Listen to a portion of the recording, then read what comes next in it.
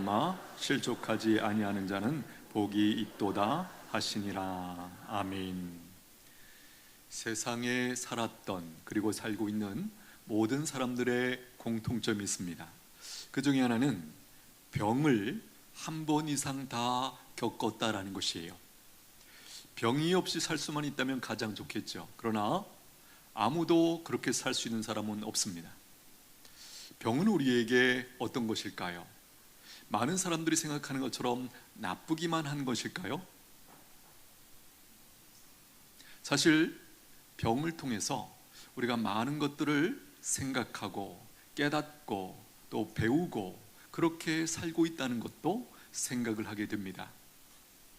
병 때문에 더 나은 인생을 살고 있는 사람들이 많이 있습니다. 병 때문에 건강을 더 잘 관리하고 건강하게 살고 있는 사람들이 많이 있어요. 또 병 때문에 더 큰 복을 누리고 있는 사람들이 많이 있다는 것입니다.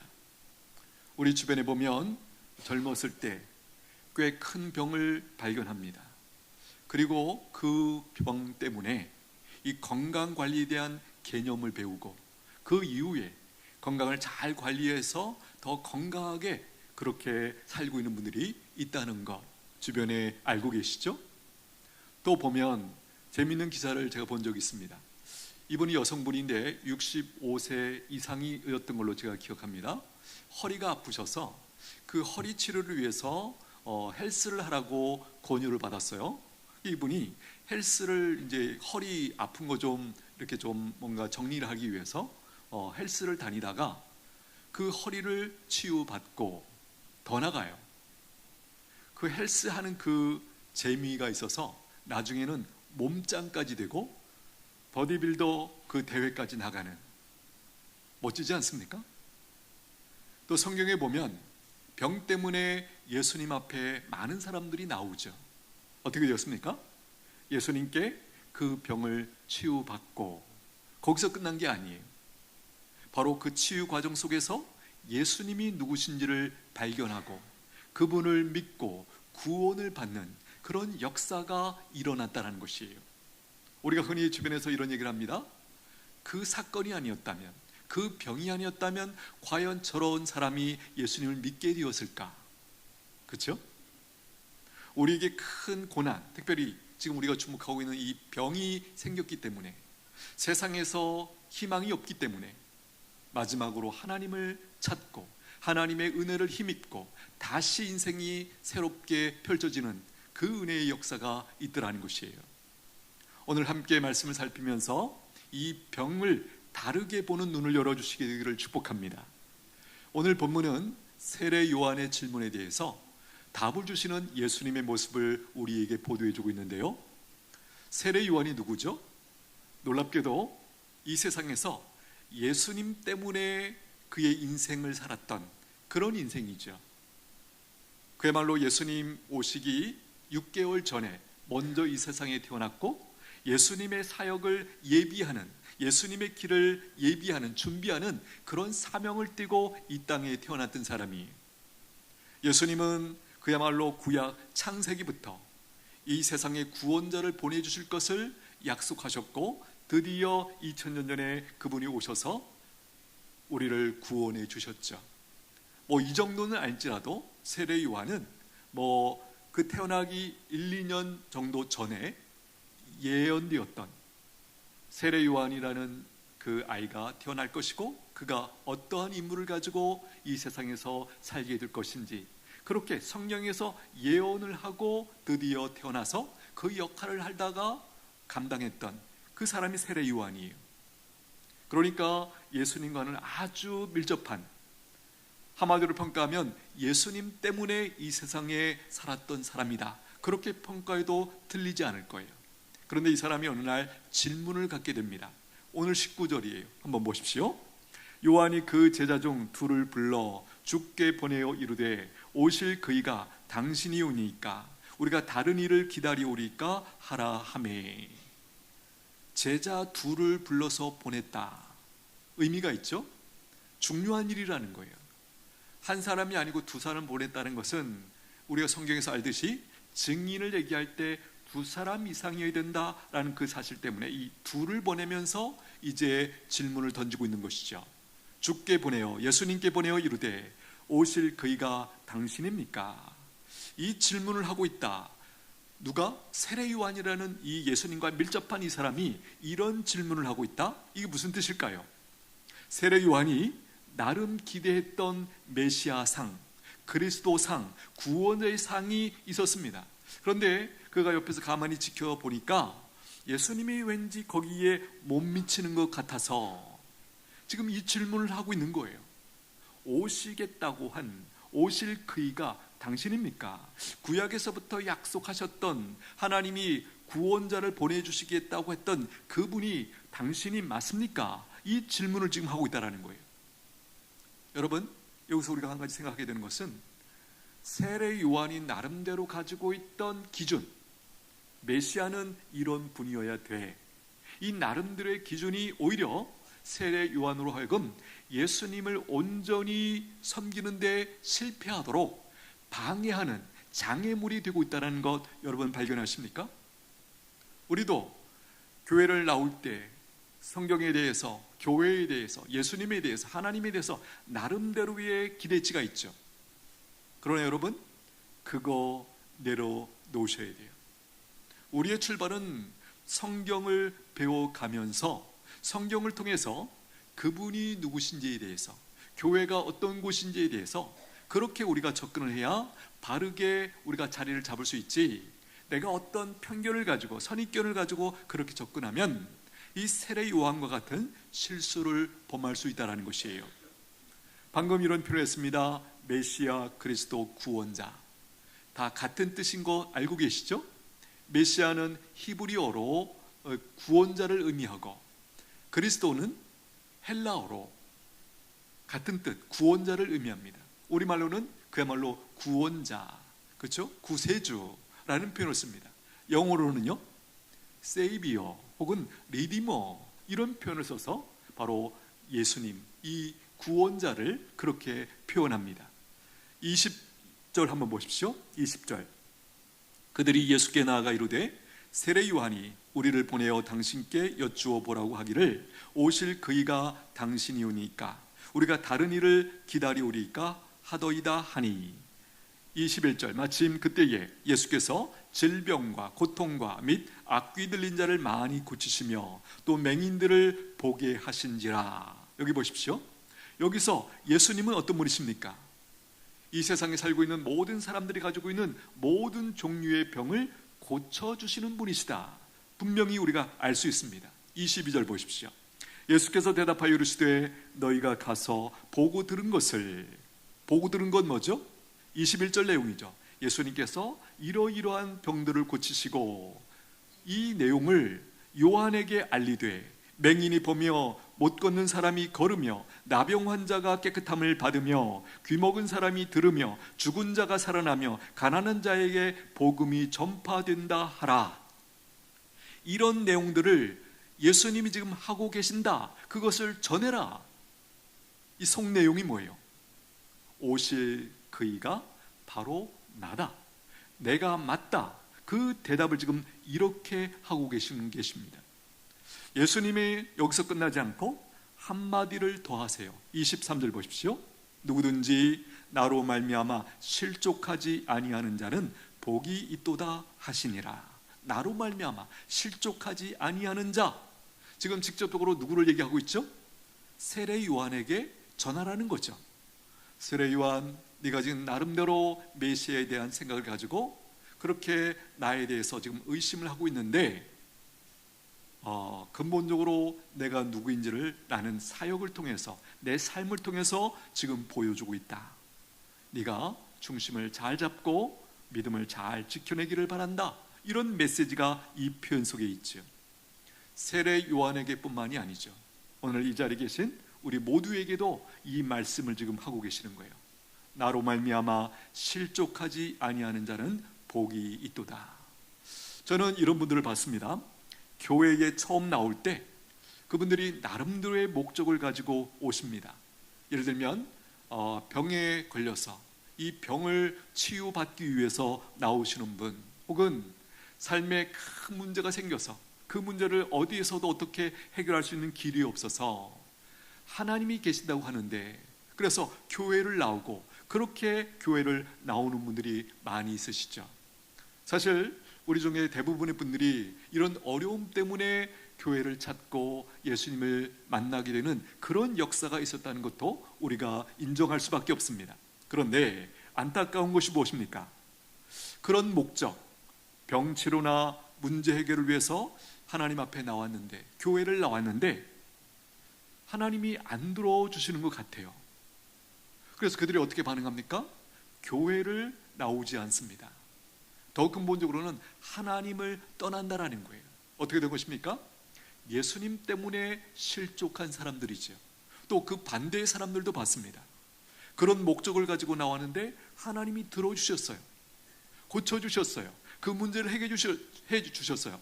그런데도 교회를 더 이상 나오지 않고 하나님을 믿지 않는 사람들이 있더라고요. 뭘까요? 이상하죠? 이런 분들은 근본적으로 하나님에 대한, 신앙에 대한, 교회에 대한, 혹은 예수님에 대한 그 이해랄까, 기대치가 처음부터 근본적으로 잘못된 것이에요. 이렇게 표현할 수 있을까요? 그분들은 작은 것만 바라보다가 큰 것을 놓친 사람들이에요. 병을 고치기 위해서 왔는데 치유가 안 일어나네? 그럼 여기가 아닌가 보다. 그래서 하나님을 떠나는, 교회를 떠나는 그 모습이나, 치료해 주셨는데, 문제를 해결해 주셨는데도 그것으로 만족하고 더 이상 하나님과의 관계를 이어가지 못하고 하나님을 섬기는 그 놀라운 복을 놓친 채 다시 교회를 떠나고 하나님을 떠나고 세상으로 나아가는 그런 사람들이 있더라는 거예요. 작은 것, 자기의 기대치, 그것만 이루면 됐다. 더 이상 하나님께 관심도 없고 그런 모습으로 사는 사람들이죠. 어떻습니까? 매우 매우 안타깝습니다. 오늘 본문에서 예수님께서 세례 요한과 사람들에게 자신이 구원자이심을 증명하고 보여주는 그 근거들 중에 하나가 무엇입니까? 각종 병을 고쳐주신다 라는 것입니다. 예수님께서 당시에 이스라엘 땅에 있었던 모든 병자들을 고쳐주셨을까요? 아니죠. 아닙니다.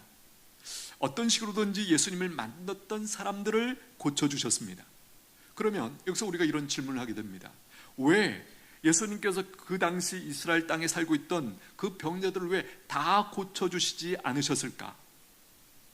왜 만났던 사람들의 병들만 고쳐주셨을까? 사실 이 질문에 대해서 예수님만이 답을 해 주실 수 있습니다. 왜 그렇게 하셨는지. 다만 우리가 생각해 볼 수 있는 것은 예수님께서 이 병을 고쳐주시는 것보다 더 큰 목적이 있으셨기 때문에 그들을 다 고쳐주시지 않았다라는 것이에요. 지금 제가 여기서 얘기했던 더 큰 목적이 뭘까요? 방금 조금 후에 구체적으로 말씀드리겠지만 여기서 더 큰 목적이란 더 많은 사람들의 유익을 구하기 위한 목적 때문에 그렇게 하셨다, 그렇게 말씀을 드리고 있는 것이에요. 예수님께서는 단지 그 병을 고쳐주시는데 목적이 있으셨던 것이 아니라 그 치료의 과정을 통해서 그 병을 고쳐주신 예수님 자신이 누구신지를 보여주기를 원하셨어요.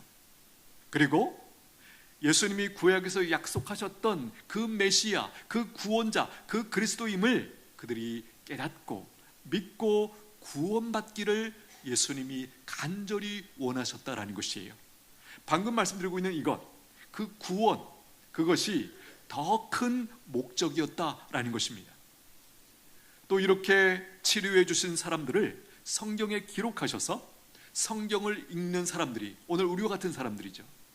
옛날 2000년 전의 사건이지만 지금 이 시대를 살고 있는 우리도 이 성경을 읽으면서 성경의 많은 병들을 치료해 주시는 예수님을 발견하고, 내 문제도 그 예수님께 가기만 하면 해결받을 수 있겠구나, 이런 믿음을 가질 수 있도록 우리를 이끌어 주시기 위하여 성경에 이 병든 자들의 치료 사건을 우리에게 기록해서 보여주고 계신다라는 거예요. 궁극적인 목적이 무엇입니까? 바로 예수님이 누구신지 알고 믿고 구원받기를 원하셨다라는 것이에요. 이렇게 하신 것을 보면서 우리가 깨닫게 된 것이 무엇입니까? 예수님께서 사람들에게 궁극적으로 주시고자 하셨던 것, 가장 중요한 것, 그것은 치료가 아니라 구원이었다라는 것이에요. 치료가 없어도 구원을 받으면 충분하다, 이렇게 예수님이 보신 것입니다. 여러분, 이 사실을 믿으시게 되기를 축복합니다.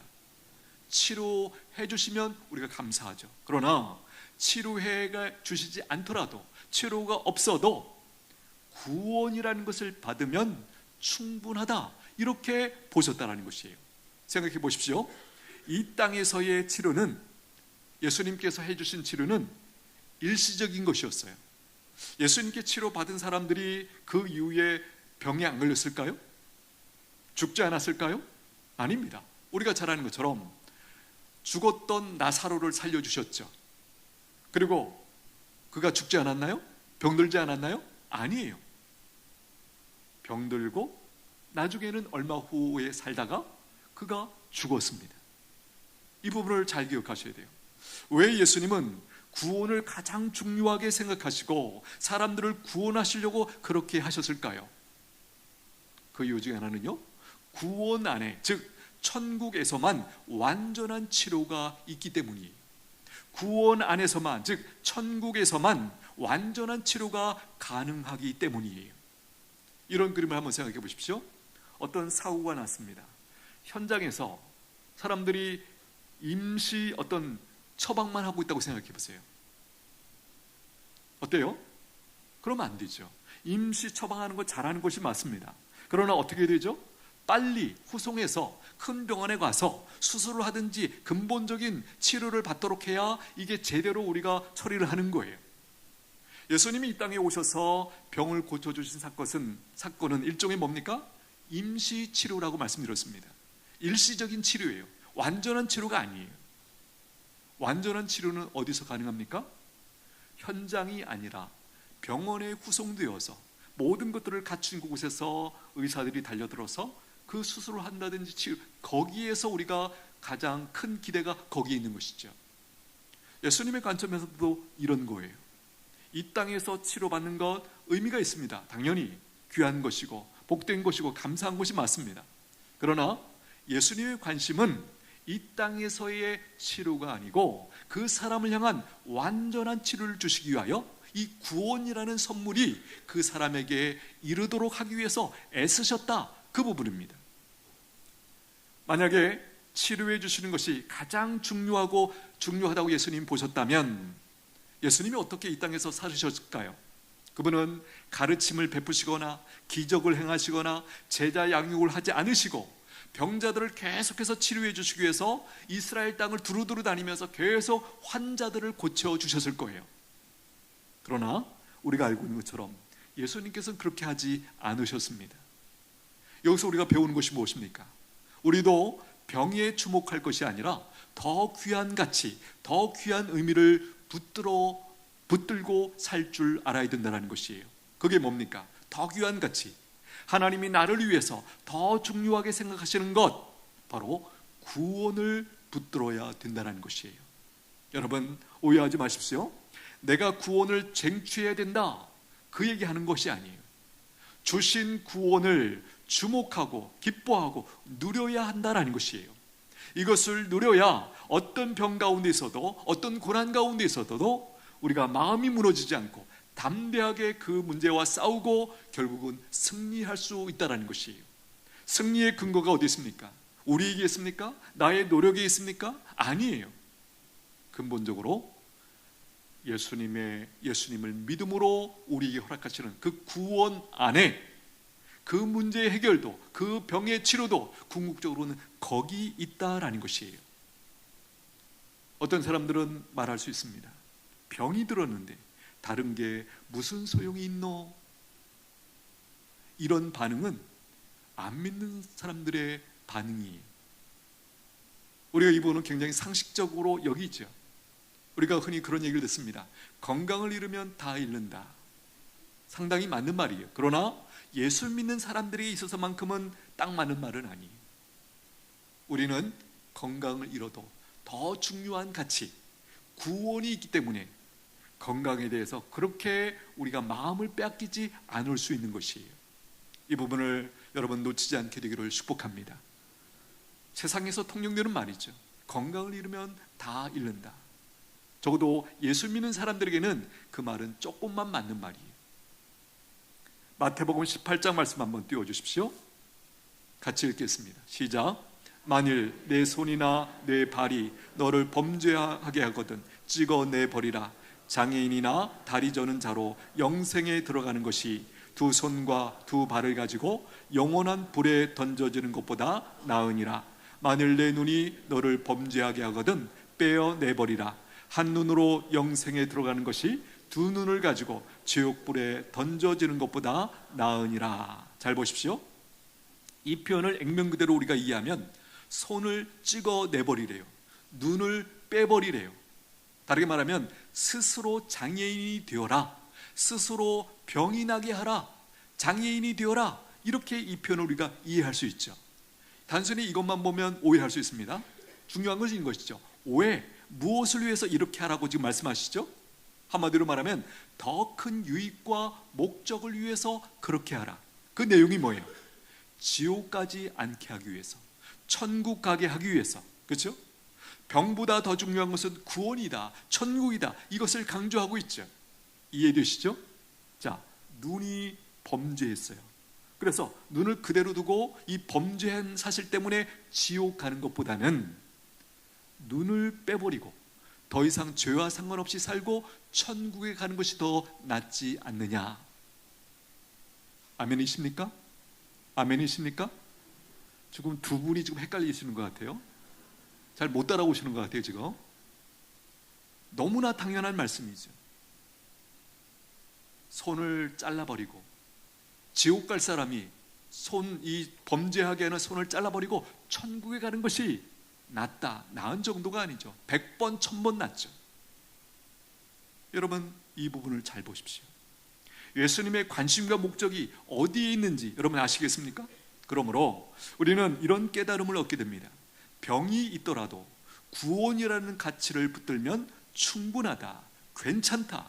구원만 받을 수 있다면 다른 모든 상황은 괜찮은 것이다. 그것이 병이든지 고난이든지 순교든지 죽음이든지 그 모든 것도 구원만 받을 수 있다면, 천국에 들어갈 수만 있다면 다른 것들은 다 괜찮은 것이다.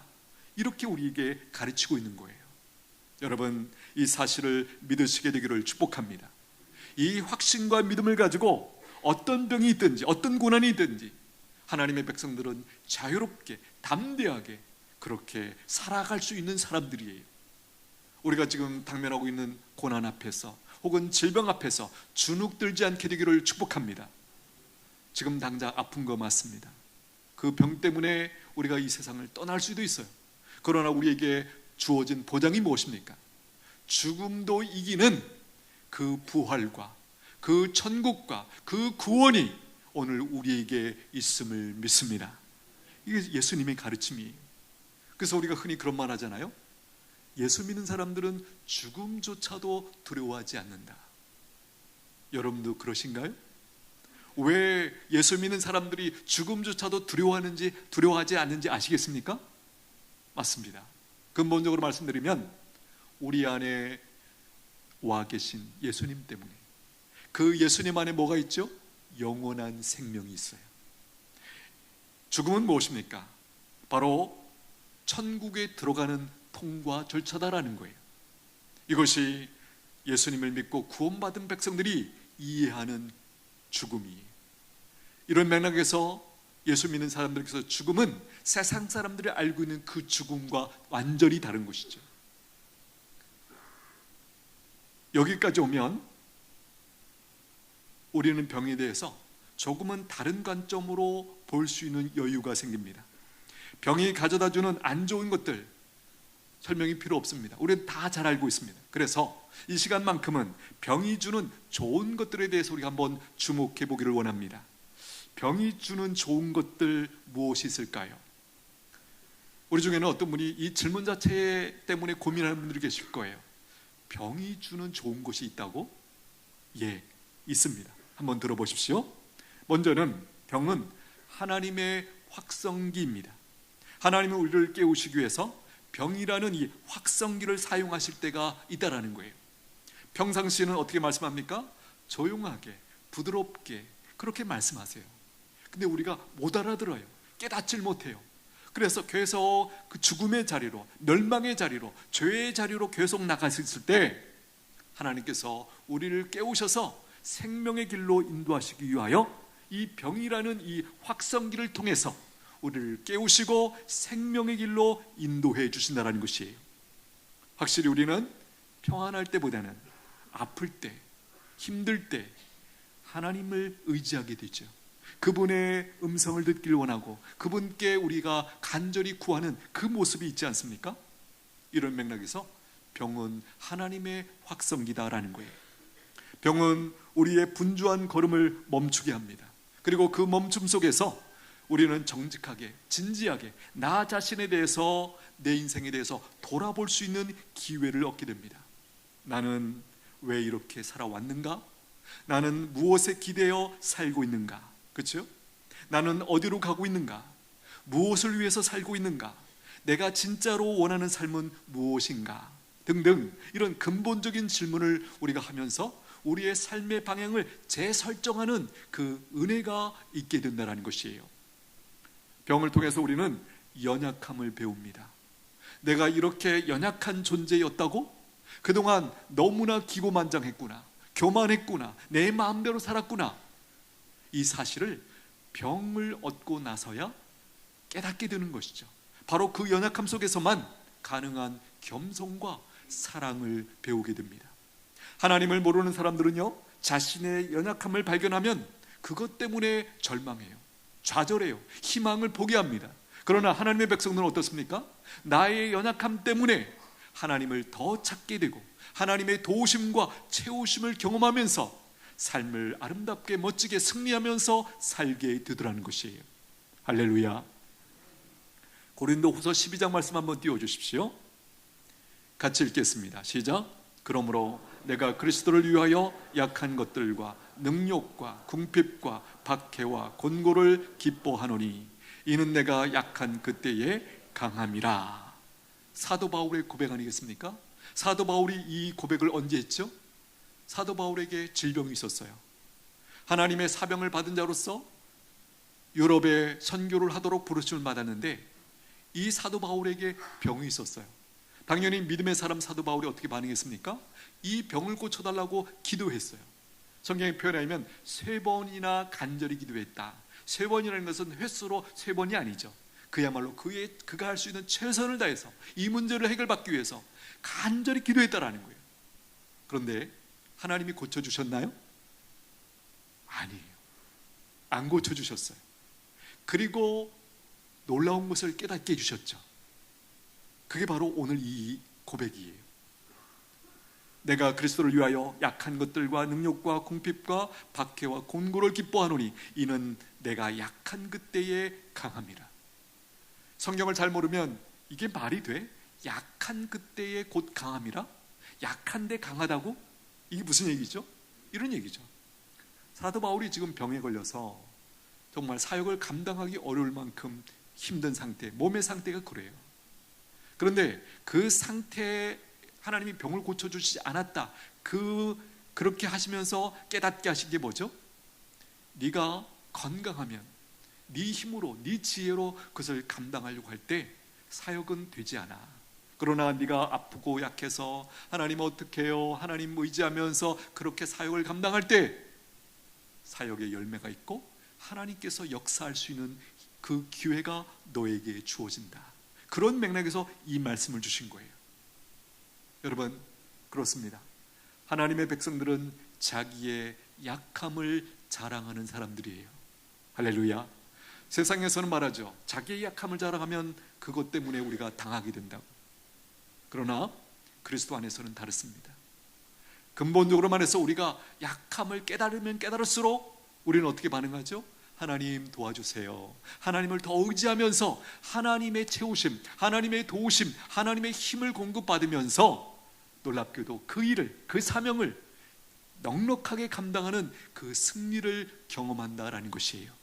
여러분, 그리스도 안에 있는 이 은혜와 복을 누리기를 원하십니까? 오히려 여러분의 약함 때문에 하나님 앞에 더 가까이 가고 하나님을 더 의지하게 되는 그 사실이 더 귀한 가치라는 것을 깨닫게 되기를 축복합니다. 병은 하나님과 가장 가까워질 수 있는 통로예요. 병을 통해서 우리는 이전보다 더 간절하게 기도하고 더 깊이 하나님을 찾습니다. 그 순간 우리는 이전에 알지 못했던 하나님을 경험하게 되죠.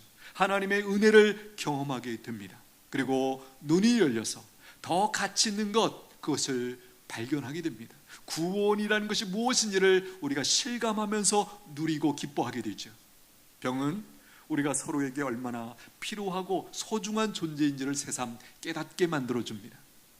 여러분, 병이 들면 그동안 별로 생각을 안 했던 가장 가까이 있는 가족들, 사랑하는 남편이나 아내나 자녀들이나 교우들이나 혹은 교회나, 우리가 많이 생각하지 않을 때 우리가 아프면서 이런 관계들이 얼마나 소중한 것인 것을 새롭게 깨달으면서 감사하면서 서로의 관계를 견고하게 만들어가는 그 아름다운 사건이 일어나죠. 병은요, 우리에게 시간의 소중함을 일깨워 줍니다. 평소에는 당연히 여겼던 하루가 다르게 느껴져요. 여러분, 병원에 입원해 보신 적이 있으시죠? 저도 해봤습니다. 하루가 달라요. 완전히 느낌이 달라요. 건강했던 날의 그 평범함이 얼마나 큰 선물이었는지, 얼마나 큰 은혜였는지 그 현장에 있으니까, 병원에 있으니까 깨닫게 되더라는 거예요. 병은 영원한 것을 향한 갈망을 일깨워줍니다. 우리는 병을 통해서 이 세상이 전부가 아님을 깨닫게 됩니다.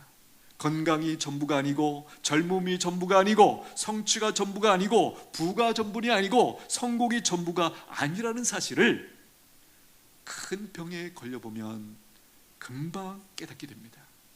도대체 내가 그게 뭐라고, 그것을 위해서 내가 이렇게 달려왔다는 말인가? 이것이 깨달아지는 것이죠. 하나님은 우리가 이 세상에 영원히 머물 거라고 착각하지 않기를 원하십니다. 병은 우리로 하여금 영원한 것을 다시 바라보게 합니다. 그리고 그 안에서 우리로 아주 작고도 단단하고 분명한 소망을 품고 살아가는 믿음의 사람으로 새로 빚어주시더라는 거예요. 제가 했던 방금 이 편 이해가 되십니까? 작지만 단단하고 분명한 소망, 내가 하나님의 백성이구나. 이 큰 병에 걸려보니까 이 세상에 의지할 것들 없어요. 그렇죠? 오직 소망은 내 안에 와 계신 예수 그리스도, 그분이 주신 구원, 그리고 그 약속, 그 천국이라는 것이 우리에게 그때 보이기 시작하죠. 우리가 병으로 인해 인생의 속도를 늦출 때 비로소 들리는 하나님의 음성이 있습니다. 나는 너를 버리지 않는다. 너는 영원히 내 사랑하는 자녀다. 이 음성이 우리의 마음에 들려지기 시작해요. 그리고 그렇게 우리는 병과 함께 살아가는 법을 배웁니다. 병이 아무리 크고 무서워도 하나님의 구원보다, 하나님의 사랑보다 크고 강하지는 않습니다. 여러분 믿으십니까? 로마서 8장 말씀 한번 띄워주십시오. 같이 읽겠습니다. 시작.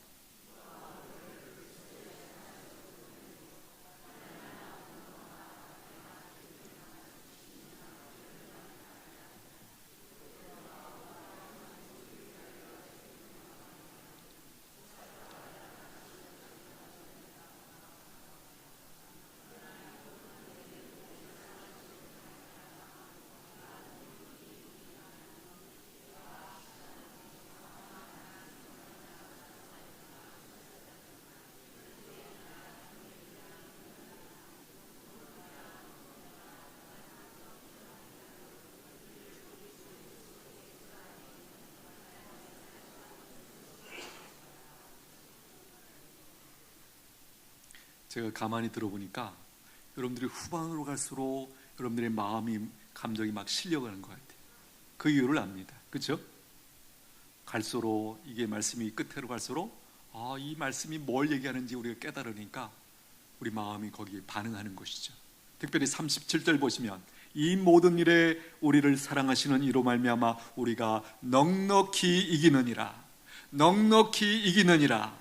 할렐루야. 이 말은 이 땅에서의 문제 해결, 치료 그 정도 이상의 말이에요. 그러므로 여기 넉넉히 이기기 때문에 하나님의 백성들이 이 땅에 살면서 어떤 문제가 만나도 어떤 병이 걸려도 문제가 안 된다, 그렇게 우리에게 선포해 주고 있는 것이에요. 제가 방금 앞에 이런 얘기했죠. 병이 아무리 크고 무서워도, 고난이 아무리 크고 무서워도 하나님의 구원보다, 하나님의 이 사랑보다 크고 강하지는 않다. 할렐루야. 말씀을 마무리합니다. 병은 끝이 아니라 변화의 시작입니다. 병을 통해서 우리는 이전보다 더 깊어진 사람으로, 더 부드러워진 사람으로, 더 겸손한 사람으로, 더 믿음의 사람으로, 더 단단한 영혼으로 그렇게 하나님이 우리를 빚어가신다라는 것이에요. 병은 축복이 아닐 수도 있습니다. 하지만 그 안에서 은혜를 찾는 사람들은 복이 있습니다. 할렐루야. 단순하게 말하면 이렇게 하는 거예요.